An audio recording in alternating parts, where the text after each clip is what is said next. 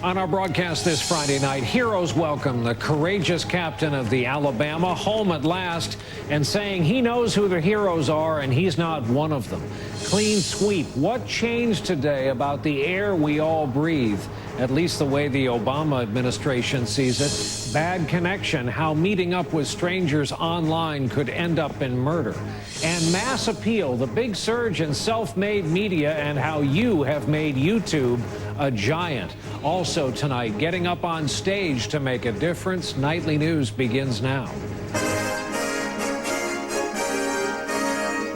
From NBC News World Headquarters in New York, this is NBC Nightly News with Brian Williams. Good evening. It does seem like it was easier for Captain Phillips of that cargo ship Alabama to gain his freedom from those Somalian sea pirates than it was for him to get home to the United States. We're happy to report he is finally home tonight, and he turns out to be exactly what everybody said about him, a classic product of New England, soft-spoken and modest. He knows while he's been gone, he's been called a hero, but he's having none of it. It was a great homecoming scene today in Burlington, Vermont. Our own Mike Taibbi was there for it. He is starting us off from there tonight. Mike, good evening.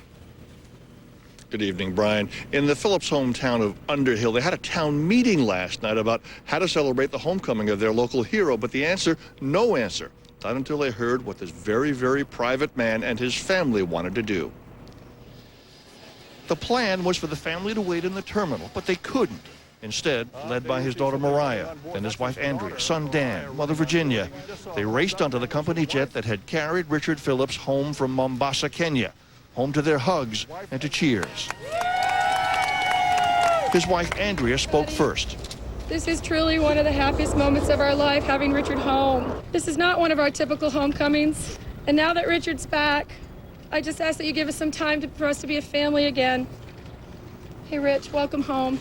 And then 53-year-old Richard Phillips, a career seaman who volunteered his life to save his crew and his ship, show the world a bit more about the kind of man he is. I am just a bit part in this story. I'm a small part. I'm a seaman doing the best he can, like all the other seamen out there.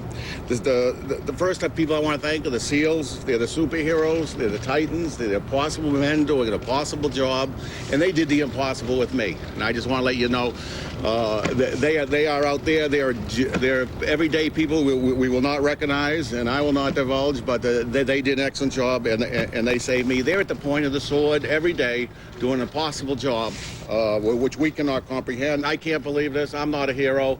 It just floors me about the everything I've read and shown the sport that you've done.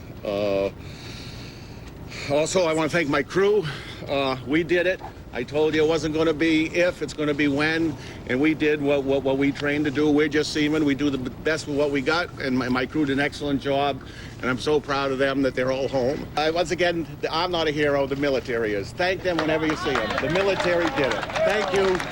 God bless America. And then it was off with his family. Their request, no media tour, no parade, just time, as Andrea Phillips put it, to be a family again. You got to like him. Today, President Obama let it be known that he plans to meet with Phillips and his crew and rescuers, but no date has been set for that meeting. Like everyone else, the president will have to wait for the captain to decide when the time is right. Brian? Great Vermont accent. Great story all around. Mike Taibbi for us in Burlington, Vermont tonight. Mike, thanks. We switch now to Washington. A major announcement on the environment today from the Obama administration. The EPA said today that greenhouse gases pose a threat to public health. It's a finding that could lead to big changes in the way power plants and industry and automakers go about their business. Our chief environmental affairs correspondent